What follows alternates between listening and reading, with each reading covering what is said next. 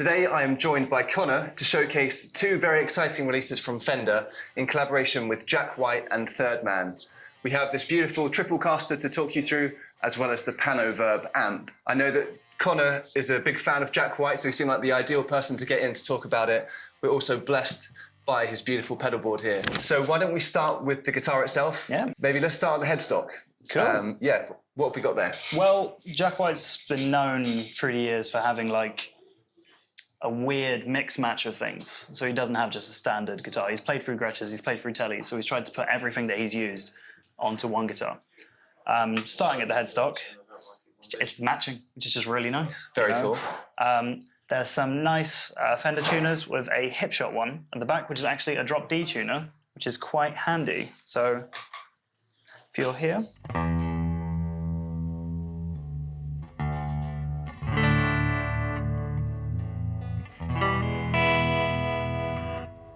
easy for lazy people like myself.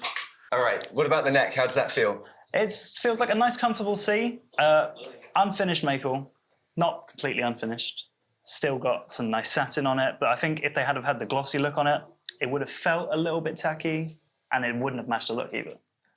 Along with that, just got a nice triple dot inlay. Not only does it look unique, but it matches Third Man, which is just significant because he does that in everything he does. Okay, so moving on to the body.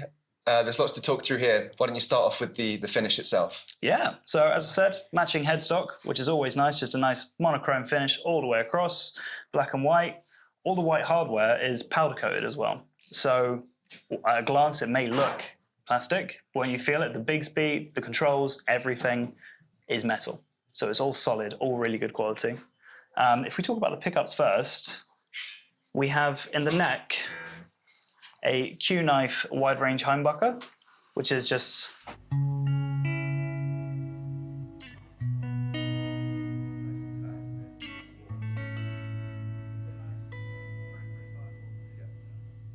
in the middle is a Jack White custom P90.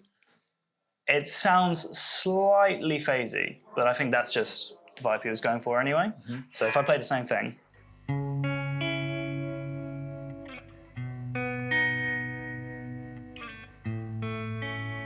nice. It's almost got a bit more of a traditional telly vibe to it, hasn't it? I think it's like, it sounds like a middle position on a telly while being a single pickup by itself. You know? And then in the bridge, we've got a Jack White custom humbucker that's made to look like a Filtertron, purely for the looks of it.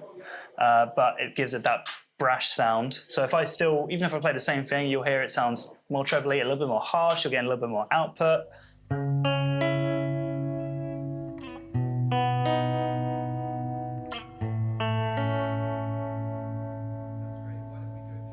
Those same three pickups, but with a bit of fuzz or something to distort it somehow. So if we start with the neck, this is going to get loud, apologies. So neck sounds stupidly thick by itself.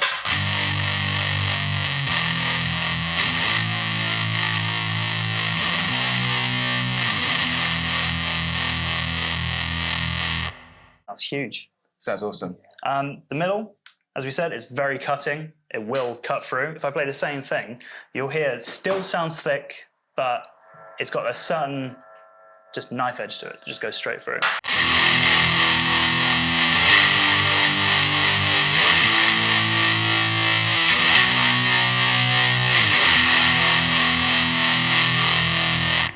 Yeah, you can see that cutting through a mix really effectively. Without a doubt. And it's just a flick of a switch. You know.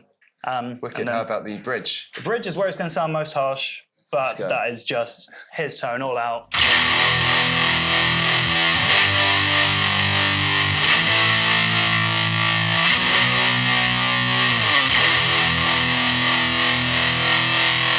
It's just meant to be all out there, right at the front. That's what you're hearing, and it's just Jack White all over the shop. Yeah, amazing. Right, why don't we go on to the controls here? There's this black, ominous-looking button. Why don't we explain what that does? Fun little stuff, just if you get a little bit bored, a little bit of a kill switch. The fun thing about it is it's not a traditional kill switch, it's an arcade-style kill switch, which, hence by the name, comes off a little arcade I know the ones, So if you want to go to little quick flickies like that, you can do it, but it's just super easy. So if you're playing and your hand goes down, quickly hit it, and you're good to go. The quick flickies, that's the technical name for that technique. Right, onto the volume, and well, actually there's 3 knobs to talk through, so go for it. So it's actually quite deceiving. So the first knob is a traditional knob, it's a volume.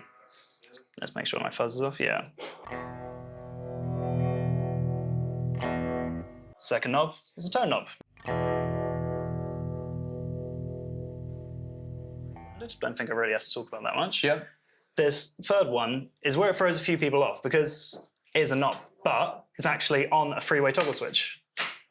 So if you're playing and you've got a lot of noise going on like this,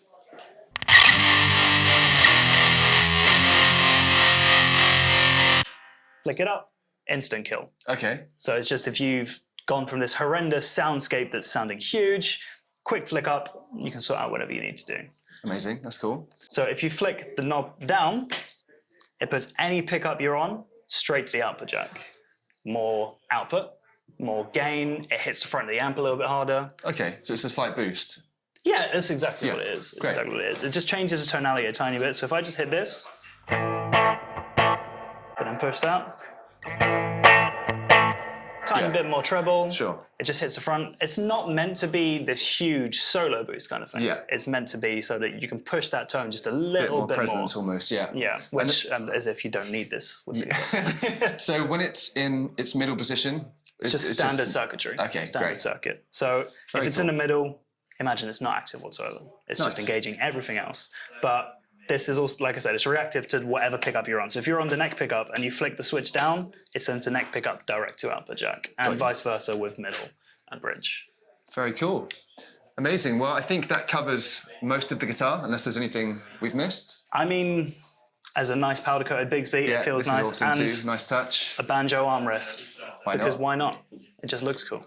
Yeah. And what about the back of the body, actually? Are there any contours or anything to mention? So there's a nice heel contour back here, which just makes things a little bit easier. For me personally, I love the look of a vintage telly, but I think the feel, especially when it comes up to the neck, it just makes things a whole lot easier. Makes a big difference, doesn't it? And then a nice little thing, just the Third Man logo here, because branding, I guess. Amazing. All right, wicked. Let's move on to the amp then.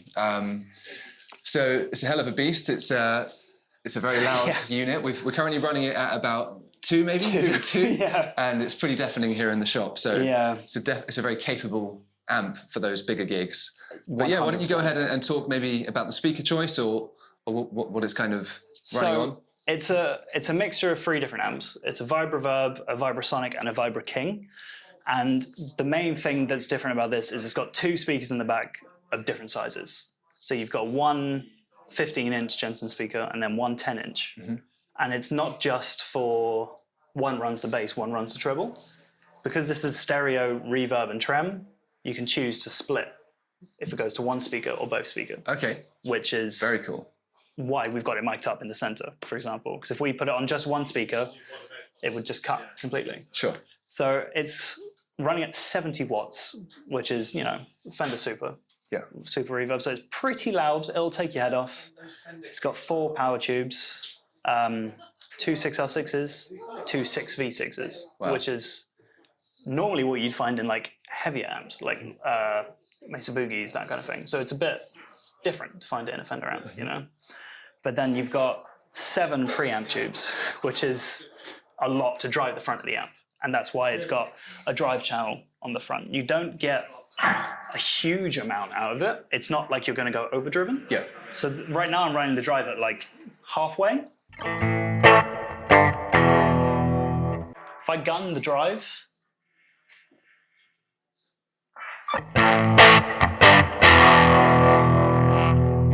it's not like a traditional overdrive. It's more like it's pushing the front of the amp. Breakup, isn't it? Yeah. That's it. And I think that sounds great. I mean, that's literally 1 on the volume front. That's so. I'm sure if that was cranked, that would sound mega. Insane. Yeah. And I think if you're the kind of guy that can run that, good for you. Go hell for leather. That's going to sound insane. Well, why don't we play through a few different tone options? I mean, we've got this beast of a pedal board. We'd be ashamed not to make use of it. With the reverb and trem, I think that's the main thing, is that it's got a split or a full mode on it. And with the reverb, you can choose, if it's in split mode, the reverb only gets sent through to 10-inch. Okay. So you get like, it's not taking over the main tone, it's just kind of sitting in the back, it's still there. Even dependent on the mix, it's just sitting in the back of your tone. And then the main bulk is coming through the 15-inch speaker. So it still sounds huge. And then with the trem, you can choose to have it going mono through both speakers or stereo and bouncing between. Oh, cool. Okay. So you've got a lot of tonal variety there. And Loads of options. Why don't we run through some of those just to hear the difference of, the tremolo running mono compared to... Right now, if I pop it in mono,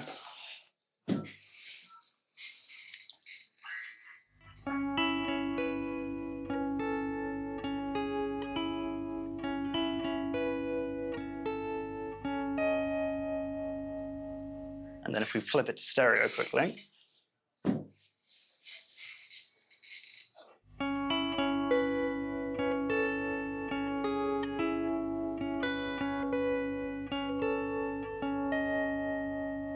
I mean, even here, like, hopefully it'll come through on recording. You can hear it just opens. Definitely. It opens up a whole lot more. And I've always wanted to run a stereo rig. You know, it's wet, dry, wet, and all that kind of stuff. So to be able to do that in one amp in the same amp is crazy. Yeah, is insane. It's very cool. And then the same with the reverb. So the reverb right now, if I pop it on split, you'll hear a little bit more clarity from the normal tone. So if I play the same thing, you'll hear the tone sits right in the center, and then the reverb is kind of taking a backseat. It's still there, but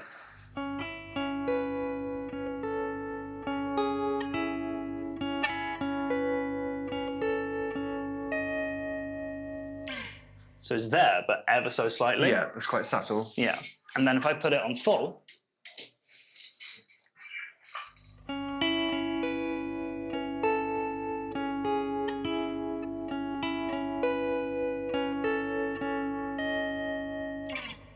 it just takes a little jump straight to the front. Bit more prominent. Yeah. With the drive, as I said, it's like pushing the front of the speaker more. Yeah. Not a traditional drive, but it gets you that really good, I'm going to say the raconteurs era kind of thing. So if we pull the reverb back just a tiny bit, push the drive up,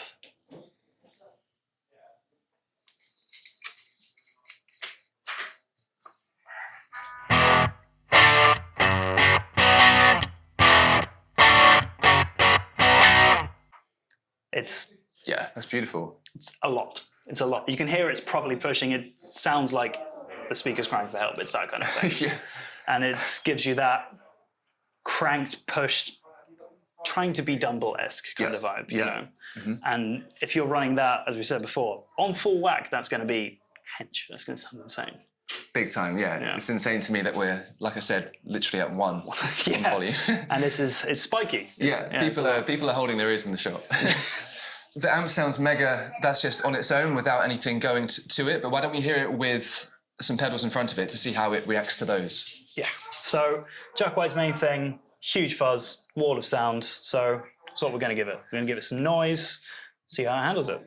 And I should say that Connor is our in-house fuzz expert. I like to think so, thank you. He certainly is. That. I mean, look at this thing. Yeah. Anyway, go for it.